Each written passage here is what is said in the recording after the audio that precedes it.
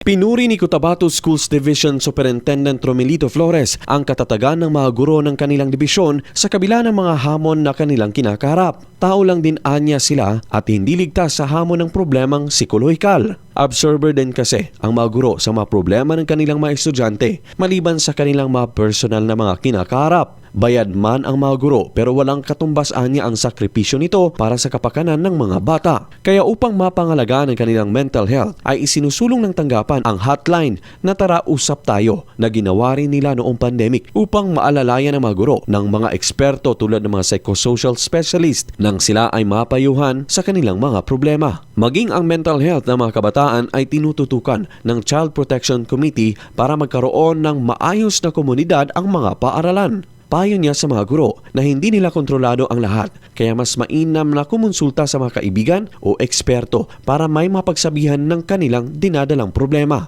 Dagdag pa niya na kung may mga panahon man sila ay ilaan nila ito sa kanilang pamilya. Luigi Alan, Tutor, NBC, Bida Balita.